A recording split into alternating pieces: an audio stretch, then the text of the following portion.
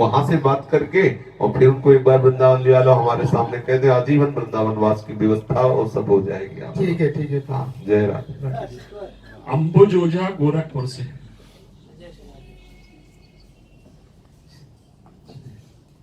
महाराज जी, क्या इस घोर कली काल में भगवत ध्यान या स्मरण से सिर्फ भगवत प्राप्ति संभव है? हाँ बच्चा है, हमें अनुभव में आए। अविश्वास है तुम्हें, है? बोलो ना, बोलो, संकोच मत करो। तुम्हें अविश्वास लगता है क्या? हाँ, थोड़ा लगता है। अच्छा, कैसा लगता है तुम्हें अविश्वास? जैसे हम गोरखपुर रहते हैं तो कॉन्वेंट स्कूल में हम पढ़ते हैं, तो जैसे कई बच्चे हैं तो कोई विश्वास नहीं करता है भगवान में। कोई दूसरे धर्म में हिंदू है लेकिन दूसरे धर्म में कोई विश्वास करेगा, कोई मानेगा ही नहीं। कोई कहेंगे कि राधा कृष्ण निकुंज लीला मानेगा ही नहीं, क्या है कुछ और संसार के दृष्टि से देखने। तो हम उनको मनाना नहीं चाहेंगे। हम जिन पर श्रद्धा करते हैं, जिन पर विश्वास करते हैं, उन संतों की बात मान के हमको स्वयं मानना है, तब इस बात का अनुभव होगा। समझ पा रहे ना? जैसे कोई बहुत कीमती वस्तु है और उसे हम कहें कि देखो ये कीमती वस्तु है, तुम उसको नहीं जानते पर मान लोगे तो आप उसकी सुरक्षा करने लगोगे, और जब किसी जौहरी को दिखाओगे तो बताएगा बहुत कीमती है, तो वास्तविक तुम्हें अनुभव हो जाएगा। लेकिन प्रथम हृदय श्रद्धा जो करे, पहले श्रद्धा करनी होगी। कैसे साल के हो तुम? 13 साल का। बस इसी अवस्था में घर से भागे थे। जब तुम्हारी अवस्था है ओझा साहब, इसी अवस्था में घर से भागे थे। और अगर प्रभु ना मिलते, प्रभु का प्यार न मिलता, तो आज 50 वर्ष की अवस्था है, अब तक घर वापस हो जाते। मेरा ऐसा इच्छा होता है कि मैं अपने माता पिता का मतलब एक ही पुत्र हूँ, तो मेरा इच्छा नहीं होता है कि मैं ऐसे रहूं। मुझे कभी कभी बहुत मेरा मन खिन्न हो जाता है। नहीं, आपकी इच्छा क्या होती? मेरा मन होता है संन्यास लेने का।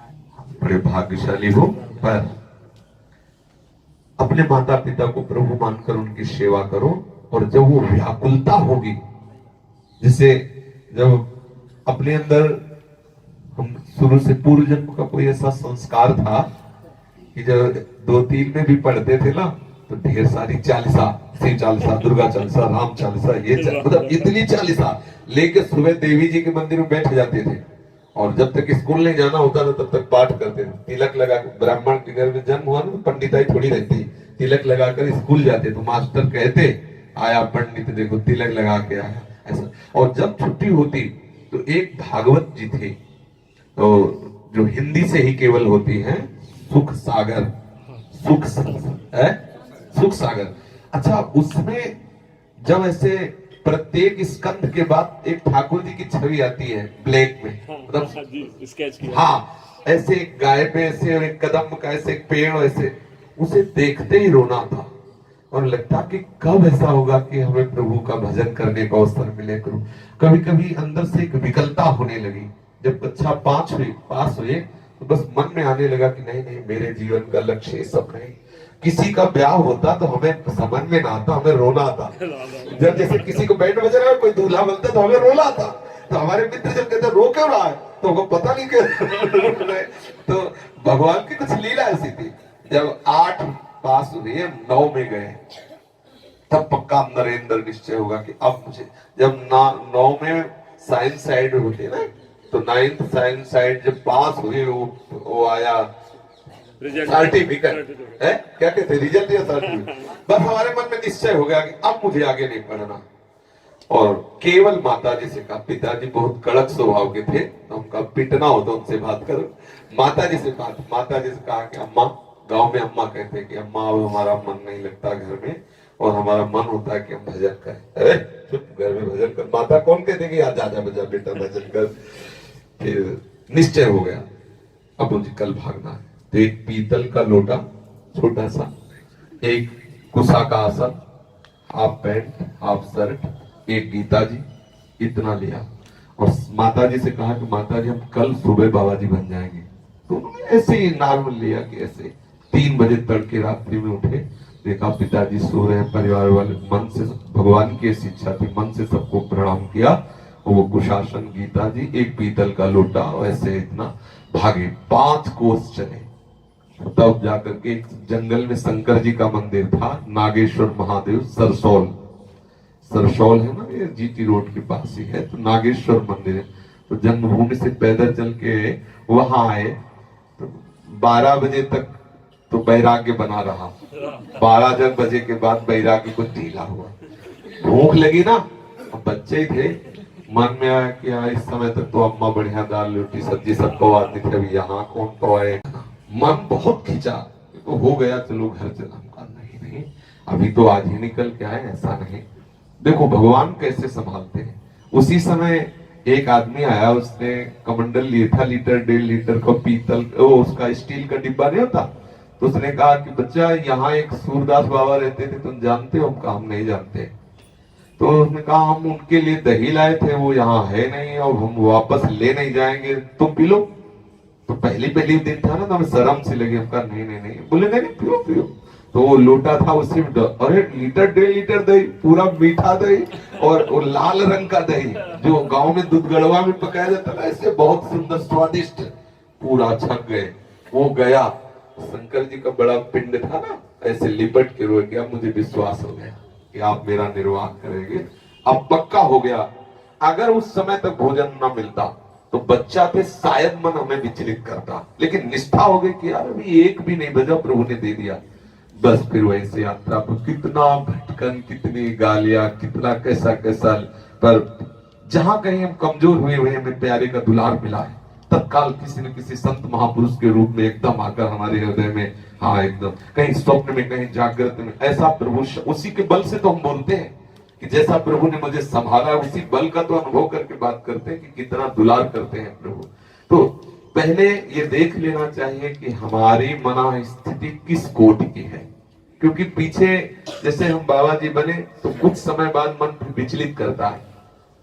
ये अभी तो जैसे बच्चा है, अब 18, 20, 25, 30, 35 ये जो अवस्थाएं हैं, इनको पार करना बहुत ही कठिन है, क्योंकि इस समय यौवन अवस्था होती है ना, और यौवन अवस्था और फिर वो माया का आकर्षण, क्योंकि ऐसे तुम्हें आकर्षण नहीं समझ में आएगा, क्योंकि उसी माया में खड़े हो, और जब आप माया पर विजय प्राप्त करने के लिए खड़े हो गए, फिर जो माया का आकर्षण होता है बहुत ही विचित्र होता है। अच्छे रो पड़ते हैं, हे प्रभु करुणा करो, मुझे बचाओ, प्रभु मुझे बचाओ। तब कहीं जाकर इस मार्ग में आए। प्रभु हंसते हुए कहते, दैवी हेषा गुणमयी मम माया दुरत्या, मामे वे प्रपद्यन्ते माया में ताम तरते। तो बहुत सोच समझ के बच्चे हो, अपने माता पिता की सेवा में रहो।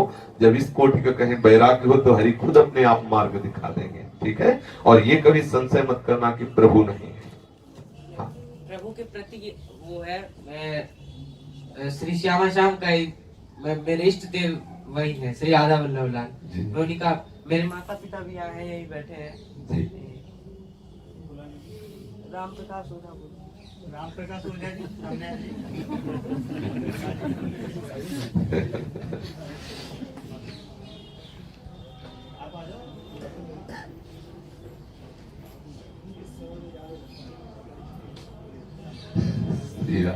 संभालना नहीं तो बाबा जी बनने के चक्कर। माता जी के शरण में जाते अच्छा, हाँ, तो अपने माता पिता के अभी कहीं में पढ़ रहे हो?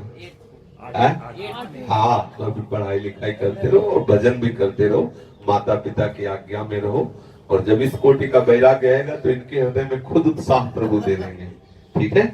और बिना कभी जैसे कहीं भागना नहीं, किसी संत के पास भाग के मत जाना। जब कभी तुम्हारा ऐसा मन करे तो माता पिता को बोलना, मेरे पास ले आके लाएंगे, हम आपसे बात करेंगे। ऐसा कभी उद्दंडता मत करना, इधर उधर कहीं भाग के मत जाना, ठीक है ना। अब ऐसा समय नहीं रहा, आज का जो समय है ना, अब ऐसा जैसे छोटे छोटे बच्चे हैं ना, भाग के कहीं अन्य जगह, तो शोषण भी हो सकता है। हम अब ये देखते हैं कि प्रभु की ऐसी कृपा रही है कि जैसे हम गंगा किनारे आश्रम ना, जैसे बैल का जीवन ऐसा जीवन रहा पीछे, बैल का जीवन, कभी किसी का हमने आश्रय स्वीकार नहीं किया। कई कई दिन भूखे रहे, पर एकांत सोना, गंगा के किनारे ही रहना। हमारा जीटी रोड गंगा जी थी, गंगा के किनारे, प्रयाग, काशी, ऐसे कानपुर है, और ऐसे घटिया घाट, फतेहगढ़, फर्रुखाबाद, ऐसे भीषण, चाहे जितनी सर्दी हो गर्मी हो, ऐसे फिर उसी में चलना। अब भगवान की इच्छा से ऐसी सामर्थ्य आती है, अगर आश्रमों के चक्कर में फंस जाए तो या तो इस कोटि का विवेक और वैराग्य हो, नहीं तो सीधे घर छोड़ा और दूसरा नया प्रपंच उसी में फंस जाते हैं। और आजकल बहुत प्रकार से, हाँ बच्चा है, बहुत प्रकार से भ्रमित होने के मार्ग हैं, इसलिए कभी ऐसी उद्दंडता न कर। ठीक है, पक्का वादा? हाँ, जब कभी आना हो तो माता पिता को ले के साथ, जब ये हम कहते हैं कि अकेले भी चले आना, जब हम कहें तब अभी साथ ही आना, ऐसे कभी भागना नहीं, कहीं भाग के जाना नहीं, या फिर संन्यास लेना और ये सब। ठीक है ना? अखिलेश मलिक जी। श्री हरि राधे राधे। जी।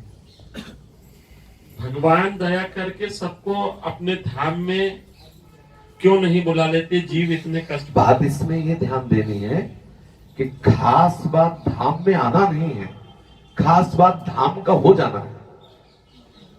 अगर आप प्रभु के हो गए हो, आप बहुत दूर देश में रह रहे हैं, तो अब आपकी दुर्गति नहीं हो सकती, आपका अमंगल नहीं हो सकता। अगर शरीर रहते धाम नहीं आ पाए तो शरीर छोड़ने के बाद आप नित्य धाम के वासी हो जाएंगे। प्रधान बात है कि आप धाम वास की आकांक्षा, आप नाम जप करते हुए आप भगवत मार्ग के पथिक बने, आप जहां रहेंगे वहां धाम का प्रभाव छाया दिखाई देने लगे। पूज्य भाई जी महाराज और श्री राधा बाबा जी, गीता वाटिका में आप चले जाओ, थोड़ी देर के लिए आपको ब्रज की शोभा देखने को मिलेगी। गिरिराज जी विराजमान है, पूरा वैसे ही वायुमंडल आपको भागवतिक नजर आएगा, क्योंकि उनकी दृष्टि बन गई ना। तो वहां गीता वाटिका में आप ब्रज का दर्शन करेंगे, थोड़ी देर के लिए आपको लगेगा मैं ब्रज में आ गया हूं। आप भावना करें, जहां भी हो, जैसे भी हो, प्रभु के हैं ऐसी भावना करते हुए, तो धामवास प्रगट में मिल जाना ये तो अहोभाग्य है ही। पर इस पर हमारा जोर नहीं है, हमारा जोर है कि मैं प्रभु का हूं और प्रभु के नाम रूप लीला धाम का आश्रय ले लेने में कोई किसी तरह की बाधा नहीं है। समझ पा रहे ना? सब कोई जरूरी नहीं कि वृंदावन वासी कर ले, क्योंकि ऐसी रुचि होना, ऐसी कृपा का अनुभव करना बड़ा कठिन है। कितना भी हो आसक्त चित्त संसार का जीव, आओ सब छोड़ो वृंदावन ये तो कोई महाभाग्यशाली की बात है। पर वही भाग्य आप वहां रहते हुए भी ले सकते हैं, इसमें तो सुविधा है ना। आप जो करते हैं वो छोड़ना नहीं, जहां रहते हैं वो छोड़ना नहीं, क्या करना है? ये जोड़ लेना है, इधर जोड़ना है। वृंदावन आके वास करना, इसमें छोड़ना ही छोड़ना है, और आश्रय लेने में केवल जोड़ना है, जहां हो जैसे हो। तो ये ज्यादा सुविधाजनक लग रहा है, इसलिए सब कोई आश्रय ले सकता है, पर सब कोई वास नहीं कर सकता, क्योंकि सबकी रुचि नहीं हो सकती, सब इस कोटि का त्याग नहीं कर सकते, सब इस भाव के नहीं हो सकते। समझ रहे ना? अब मायाकृत विलासों में जो फंसे हुए हैं, देखो कह नहीं रहा बच्चा कि कोई प्रिया प्रीतम की बात नहीं सुनना चाहता, कोई हम ऐसा नहीं सुनना चाहते।